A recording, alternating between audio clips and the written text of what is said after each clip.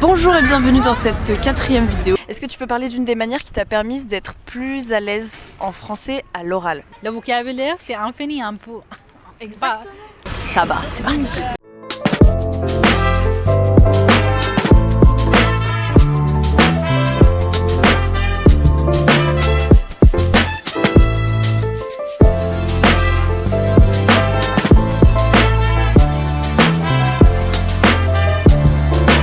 Les gens en haut, on les voit pas.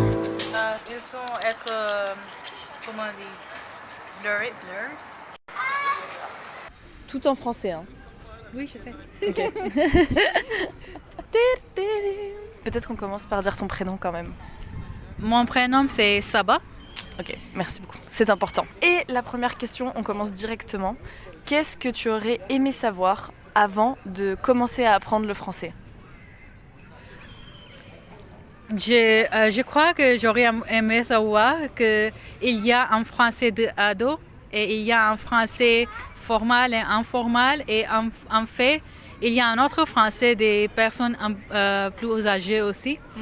Donc, il y a toutes ces variétés. Je voulais savoir ça avant parce que quand j'ai appris et j'ai pris les cours, Ouais.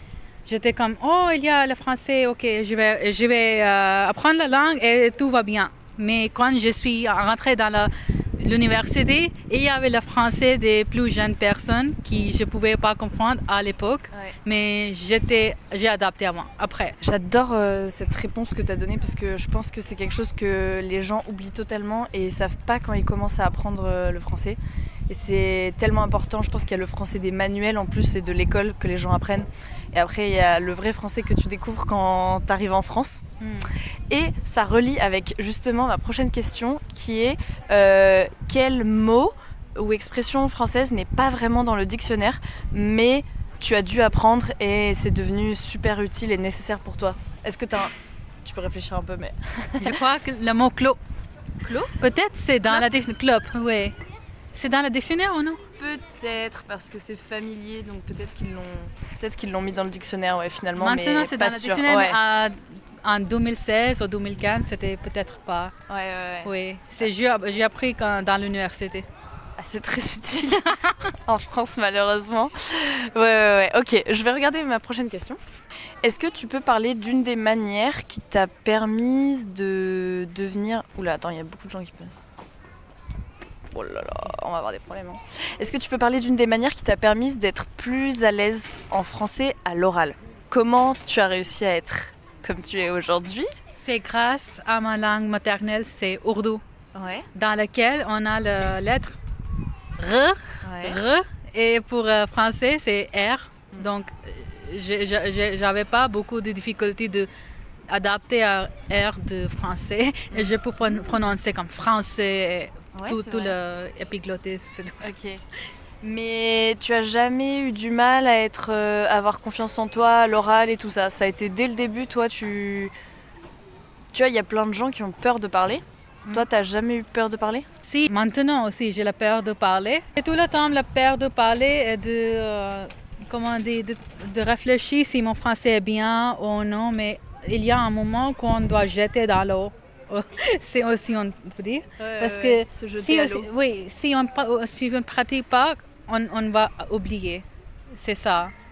Et aujourd'hui, dans ma vie, il n'y a pas beaucoup de personnes avec qui je parle le français, beaucoup. Ouais. Donc, il n'y a pas beaucoup de chances de pratiquer. Mais ça toujours reste en moi parce que dans l'université, toutes les choses étaient en français. L'instruction, les examens, les projets. Et j'ai passé beaucoup de temps à l'université, beaucoup des années. Donc, ça reste en moi. Et est-ce que du coup, tu peux dire quand même en 2 minutes à quel âge tu es arrivé en France? Et tu dirais combien de temps il t'a fallu pour te sentir conversationnel? Ok. Je suis arrivée en France, j'avais 21 ans. Ouais.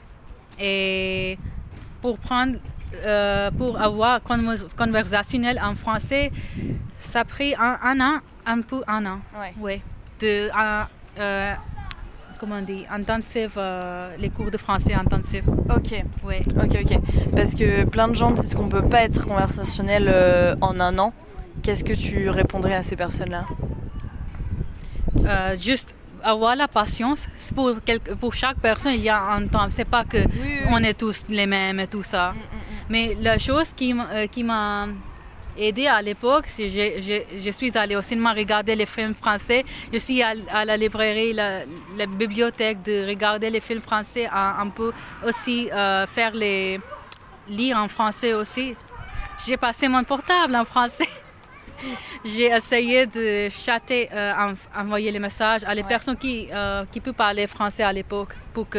Et mes amis, dans les cours de français, ils parlaient bien parce qu'ils étaient polyglottes aussi, espagnol et tout ça. Donc, ça m'a aidé beaucoup parce qu'ils parlaient français avec moi. Est-ce que tu as une recommandation, un truc préféré que tu as beaucoup regardé ou écouté en français qui t'a aidé à améliorer ta compréhension orale? La musique, pas le rap français, mais et aussi pour moi, en tant que millénial, l'univers de Harry Potter. Okay. Donc j'ai passé à lire le premier roman de Harry Potter en français, même si c'était trop différent de l'anglais, mais ça m'aide ensemble parce que pour nous, cet univers, ça appartient à beaucoup de choses. Ouais, c'est vrai qu'il y a beaucoup de gens qui disent qu'ils relisent ou re-regardent quelque chose qu'ils ont déjà vu. Je sais pas à quel point je recommande, parce que moi ça m'ennuie de re-regarder quelque chose que j'ai déjà vu, mais je pense que c'est une bonne méthode quand même, quand on connaît déjà l'histoire. Je te dérange pas, c'est bon? Non. Ok, quelle est la différence pour toi entre vivre en France en connaissant les basiques pour parler aux commerçants, etc., et vivre en France en connaissant plus de français que ça? Qu'est-ce que ça a changé pour toi? Ça a ouvert un autre monde pour moi. Ouais. Parce que si on peut comprendre les conversations dans les gens dans le métro, dans le bus, c'est plus amusant que quand on a juste les basiques et on peut dire bonjour, merci et tout ça. Et après, ça nous convient si tu as cette, nouveau. Parce que s'il y a quelque chose qui arrive dans l'administration, par exemple, dans la préfecture, tu peux gérer. Oui. Ouais. Et alors, sur ce sujet-là, beaucoup de gens disent qu'il faut se préparer très bien à apprendre tout le vocabulaire médical pour pouvoir aller chez le docteur, tout le vocabulaire administratif, etc. Moi, j'ai un peu une opinion différente, mais toi, comment tu as géré ces moments-là qui sont considérés comme très stressants pour beaucoup d'apprenants de français? Pour moi, au début, je suis allée dans des hôpitaux américains, par exemple, où les personnes parlent anglais. Donc, c'était... Allez-y. Vous ne serez pas sur la vidéo, vous inquiétez pas. Oui, donc dans plutôt des hôpitaux parisiens, désolé. Yeah. Au début, j'étais américaine, mais après, je suis passée avec les médecins qui parlent plutôt français et pas anglais. Ouais. Et ça m'aide. Et c'était comment? C'était difficile ou pas stressant? Non, c'était pas stressant parce que j'ai pratiqué beaucoup et ils sont chaleureux avec moi. Donc, si j'avais quelques mots que je ne pouvais pas exprimer, je vais dire le mot similaire ou je décris le mot. Donc, ils vont m'aider avec ça, tout ça. Ouais. Mon opinion, c'est que quand on a déjà une bonne compréhension et qu'on est à l'aise à l'oral, même si on ne connaît pas les mots techniques, enfin même moi je ne connais pas la moitié des mots techniques français en fait, et ben c'est pas grave parce que si tu es capable de te débrouiller, si tu es capable d'improviser, si tu es à l'aise avec toi-même, tu peux tout expliquer même sans les mots précis, je pense. Oui. J'ai l'impression que l'obsession des mots techniques, c'est un peu... c'est pas le bon focus quoi. Le focus ça serait plus être à l'aise à l'oral dans la compréhension et dans l'expression quoi. Oui. Mais je sais pas ce que t'en penses. Je crois que le but c'est de s'exprimer et enfin si on réussit de nous exprimer c'est bien, c'est réussi déjà. Et après on peut avoir le vocabulaire, c'est infini un peu. Exactement. C'est pas limité, on peut dire, mais je crois que c'est infini, le vocabulaire. On peut toujours améliorer, mais il doit y avoir une balance entre ça et avec la pratique. Équilibre, désolé. Équilibre. J'adore corriger. Oui, équilibre entre ça et entre pratiquer, avec des mots que nous savons déjà. Ok, donc tu dis qu'il faut équilibrer, apprendre des nouveaux mots et s'entraîner avec les mots qu'on connaît déjà, c'est ça ? Oui. Ouais. Je pense qu'il y a beaucoup de personnes qui se concentrent sur le fait d'apprendre des nouveaux mots tout le temps et en fait, il y a un moment où si tu les apprends pas vraiment dans la pratique, ça sert à rien, quoi. Ouais. En même temps, il y a des saisons dans la vie où on ne peut pas apprendre beaucoup. C'est normal. Oui. Surtout quand on arrive en France et qu'on essaye de survivre. Oui. Je pense, ouais. Une astuce ou un truc qui, toi, t'a aidé effectivement à survivre dans les premiers mois où tu étais en France et que tu conseillerais peut-être, ça peut être n'importe quoi, une habitude, une application. Oui, je crois que souvent, quand les personnes déménagent, ils ont la pression d'avoir des amis de communauté et tout ça, c'est normal. Mais moi, je suis une personne plutôt introvertie, donc j'ai mis introvertie et donc j'ai mis à peu près 1 an ou 12 ans juste comme ça. Être patient avec les amitiés. Isolé un peu, mais j'avais mes amis de cours de français, mais hors de ça, il n'y avait rien. Donc j'ai mis le temps d'adapter. J'ai pas mis la pression à moi. Ça c'est très bien parce que j'ai l'impression que surtout à Paris, c'est une grande ville et les gens se mettent une pression folle pour rencontrer des gens. Après ils se sentent seuls donc c'est hyper normal d'avoir envie de rencontrer des gens et c'est un peu compliqué de créer des bonnes amitiés. Toi tu as eu la chance d'arriver quand tu étais à l'université. Mais je suis toute petite par rapport à toi. C'est pas grave. Je peux... Ah ouais, descends un tout petit peu. Oui, parce que la langue, c'est important quand on arrive dans un nouveau pays, mais les amitiés, c'est hyper important. Et du coup, t'as un peu répondu à la question, mais qu'est-ce que tu donnerais comme conseil à quelqu'un qui se sent un peu seul et aussi à quelqu'un qui a l'impression qu'il pourra jamais ou qu'elle pourra jamais devenir amie avec des Français et des Françaises? Premièrement, il faut avoir des efforts. Il faut faire des efforts. C'est faire des efforts. De faire les amitiés, mais en même temps pas forcer beaucoup, parce que si c'est naturel, ça va aller. Sinon, si tu dois forcer beaucoup, c'est pas bien parce que on se sent l'énergie des autres personnes, on sait bien beaucoup si on est bien avec quelqu'un ou non. Et deuxièmement, si tu peux pas faire les amis françaises, c'est pas grave. Trouve des amis internationaux qui parlent français aussi. J'avais jamais pensé à ça, mais ouais, c'est pas mal. Parce que pourquoi les gens ont envie d'avoir des amis français et françaises? Parce qu'ils habitent en France, c'est normal. Mais est-ce que... Ah, c'est pas mal, ouais.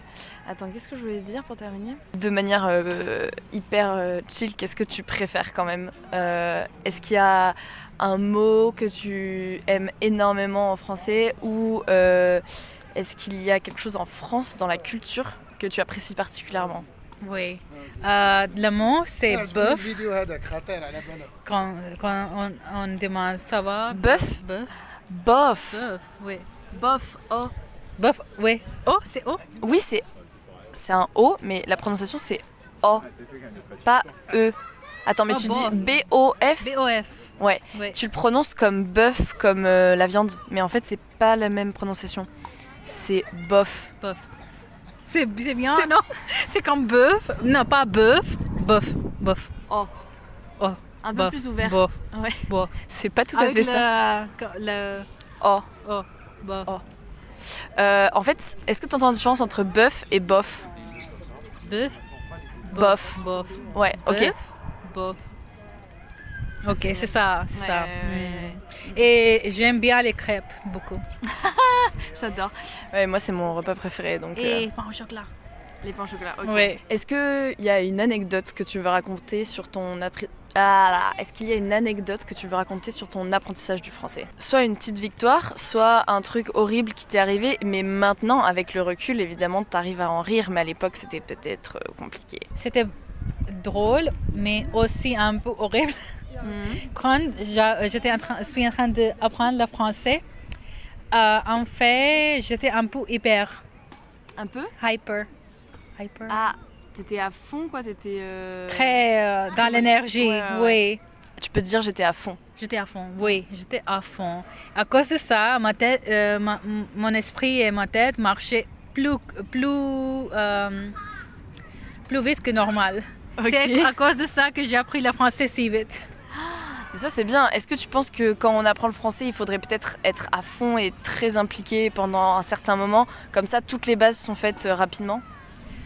Non, je crois pas que c'est nécessaire parce qu'il faut prendre soin de la santé. Oui. Si on est très très vite dans la tête, il y a beaucoup de pensées, même si c'est bon pour apprendre la langue, c'est pas bon pour la santé mentale. Donc, je recommande pas. Si le médecin va donner un antidépresseur, par exemple, c'est normal, ça arrive. Et pour moi, ça arrivé. Ça m'a ralenti un peu. Maintenant, je suis bon, je peux apprendre encore. J'approuve totalement le fait que santé mentale, avant tout, quoi. Ouais. On s'en fiche que tu apprennes le français rapidement, quoi. Si ça va te coûter ta santé mentale, c'est pas bon, quoi. Il faut vraiment privilégier des trucs qui nous font sentir bien, quoi. En même temps, j'avais pas beaucoup de bonnes notes à l'époque quand j'étais en train d'apprendre le français. J'ai appris, mais tous les professeurs, tout le temps, ils me disent, ça va, tu es trop vite, tu fais pas de sang. Ralenti un peu. Et j'étais... Ouais. Non, mais il faut aller à son rythme et trouver les choses qui fonctionnent pour soi. Ouais. Je pense que c'est hyper bien de rappeler que ce que toi tu vas recommander ou ce que moi je vais recommander, ça marchera peut-être pas pour quelqu'un d'autre et inversement. Et c'est hyper important de chercher les trucs qui fonctionnent pour nous. Ouais. T'en penses quoi? Il faut expérimenter pour soi-même et attendre les autres gens similaires qui ont des expériences similaires et de faire le jugement pour toi-même. Oui, il faut pas prendre les conseils des polyglottes qui parlent 10 langues sur internet et essayer de reproduire leur routine. Ça va pas marcher pour vous parce que vous voulez pas être polyglotte, quoi, et parler 10 langues, quoi. Enfin, c'est pas le but. On dit qu'il y a des chemins. Il y a le chemin pour la vie. Si on regarde les autres, on va être sur leur chemin, pas notre. J'adore. Oui. Le but, c'est pas d'être sur le chemin de quelqu'un d'autre, c'est d'être sur le sien. Si on focalise, si on concentre sur notre chemin, on va aller où on va savoir où on veut aller aussi. Je pensais pas que ça serait une leçon de philosophie et de vie en même temps. J'aime beaucoup. La lumière est incroyable, mais toi, t'es du bon côté, pas moi. Ça va. Oui, maintenant ça. Ouais, c'est bon. C'est pas mal. Est-ce que tu voudrais rajouter quelque chose, en fait, sans répondre à une question, mais est-ce qu'il y a quelque chose que tu aimerais dire? Oui, et je crois que pour toutes les personnes, n'importe quel âge, c'est très important de vivre dans la vie.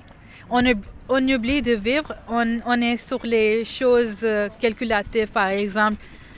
Apprendre le français. Apprendre le français au développement de soi-même. Ça peut être addictif un peu.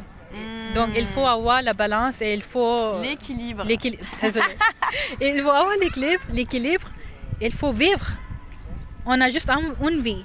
Il faut faire tout ce qu'on peut pour avoir une bonne vie. Joie de vivre. Même si on est en train d'apprendre une langue qui nous saoule et on n'y arrive pas et on a du mal et c'est un peu déprimant et frustrant. Ah oui, ça c'est une bonne question. Qu'est-ce que tu dirais à quelqu'un qui est vraiment déprimé et qui a l'impression que elle avance pas dans son apprentissage et que jamais il va finir bilingue, quoi, en français? Je vais dire, essaye de trouver les blocages, les points qui te bloquent. S'il y a un problème qui te bloque, il faut aller vers le bout de ce problème.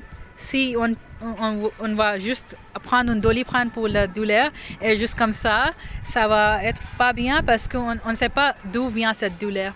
C'est juste une métaphore. Chercher les origines et pas gérer uniquement les symptômes finalement. Très bien. Et aussi ça voit nos limites. Ouais, carrément. Les limites, c'est important. C'est pas mal.